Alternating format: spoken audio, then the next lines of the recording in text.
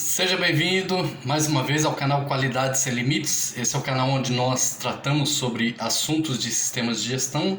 Sou o professor Roberto Souza e hoje vou falar com você sobre um outro requisito dentro da norma NBR ISO 9001, requisito 10.2, que fala sobre não conformidade e ação corretiva. Antes da gente ir para essa explicação, já convido você que ainda não é inscrito no nosso canal, que possa se inscrever, ativar as notificações e vamos lá que nós queremos ir direto ao assunto. Requisito 10.2 fala sobre a não conformidade e a ação corretiva. O texto da norma ele diz o seguinte: ao ocorrer uma não conformidade, incluindo as provenientes de reclamações, a organização deve.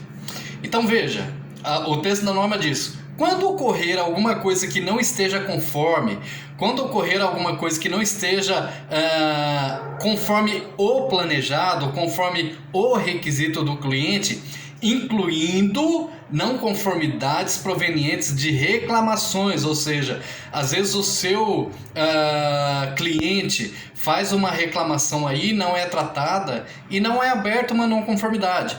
Então veja que a norma ela contempla as não conformidades tanto que acontecem dentro da empresa, no processo de produção, mas também as não conformidades provenientes de reclamações de clientes. Diz assim, a organização deve. Aí nós temos 1, 2, 3, 4, 5, 6 situações. A primeira, a organização deve reagir à não conformidade e, como aplicável, tomar duas coisas. Primeira, tomar ação para controlá-la e corrigi-la. E segundo, lidar com as consequências.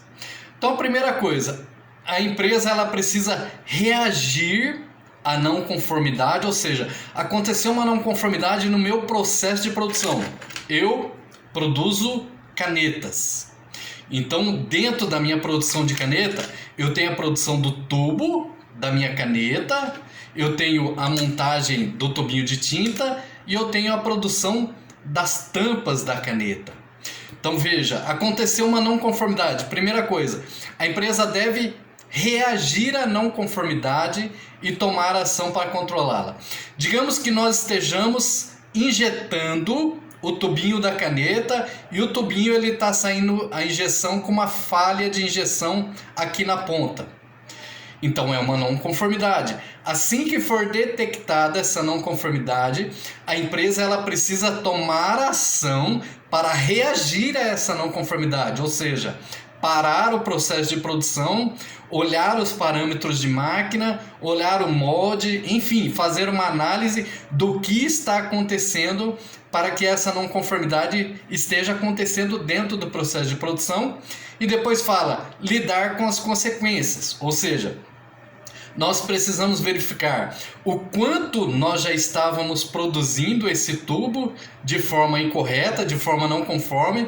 Se for necessário fazer uma avaliação do lote, uma reavaliação em todo o lote de produção para identificar se nós não estamos mandando a caneta com o tubo falhado.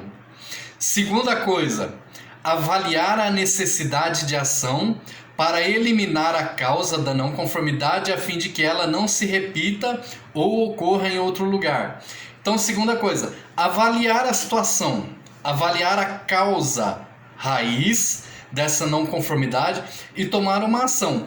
Digamos que dentro da nossa avaliação de causa raiz, nós entendemos e detectamos uma sujeira no molde de injeção na cavidade número 2, que está produzindo esse tubinho, e aí o preparador de máquina vai lá e limpa o molde, tira a sujeira.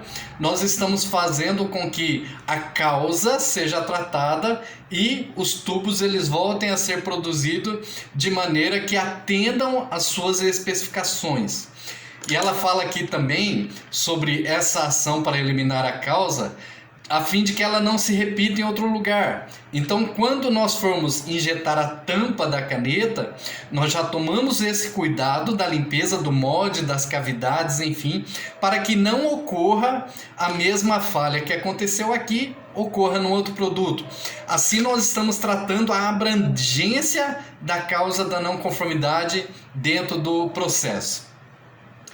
E aí, a norma ela fala que dentro dessa avaliação nós temos duas coisas. Primeiro, analisar criticamente a não conformidade e segundo, determinar as causas da não conformidade. Então é avaliar o que está acontecendo, determinar as causas e tratar a causa raiz. Terceiro, implementar qualquer ação necessária. Ou seja, se é uma ação ligada ao molde, então nós vamos fazer a limpeza do molde. E se é uma ação ligada a parâmetros de máquina, de repente a máquina que está injetando, ela está trabalhando com uma temperatura muito alta ou muito baixa, ou o tempo de injeção está muito baixo ou está muito alto. Então fazer com que a parte técnica ela seja tratada e seja ajustada. Quarto, analisar criticamente a eficácia de qualquer ação corretiva tomada. Então, analisar criticamente é o quê? Digamos que essa falha estava sendo por conta do molde e nós limpamos o molde. Então nós vamos acompanhar o processo, monitorar o processo. De tempo em tempo nós vamos pegar esse tubo que está sendo injetado, nós vamos fazer uma inspeção para analisar criticamente se a ação que nós tomamos ela está sendo eficaz, ou seja, se ela não está se repetindo novamente. Quinto, atualizar riscos e oportunidades determinados, caso seja necessário. Se tem algum risco, alguma oportunidade aqui que foi, você lembra muito bem que a norma ela é baseada na questão dos riscos e oportunidades que nós detectamos lá no contexto da organização. Então, se alguma não conformidade que tenha sido tratada tiver alguma oportunidade de avaliação de um risco novo ou de uma oportunidade nova, isso deve ser levantado. Sexto, realizar as mudanças no sistema de gestão da qualidade se necessário. Para esse caso, não é necessário uma mudança no sistema de gestão da qualidade. Talvez no plano de monitoramento de produção, no plano de controle, a gente possa colocar uma observação de que sempre antes da produção ser startada é necessário limpar o molde, é necessário um acompanhamento de 30 em 30 minutos para saber se tudo está correndo bem. Depois a norma diz: ações corretivas devem ser apropriadas aos efeitos da não conformidade encontrada. Isso é óbvio. Então, se nós temos uma falha que está acontecendo no nosso processo de produção, a ação corretiva ela deve ser apropriada para que elimine essa causa e não venha a acontecer novamente. E depois no parágrafo da cláusula 10.2.2, a norma diz: a organização deve reter informação documentada como evidência de duas coisas. Primeiro, da natureza da não conformidade e de qualquer ação subsequente que foi tomada. E segundo, dos resultados de qualquer ação corretiva. Para isso, nós temos o relatório de não conformidade, o que nós conhecemos nas empresas como RNC. Ali é onde nós registramos todas as não conformidades que acontecem no processo, no produto ou de reclamação de clientes. E ali nós temos uma estrutura onde ficam registrados a não conformidade, as causas, a análise de causa, a ação que foi tomada e o monitoramento da eficácia dessa ação. Tudo isso fica registrado para que a gente tenha um histórico daquilo que nós encontramos de não conformidade dentro da nossa empresa e das ações que foram tomadas e que foram efetivas ou não.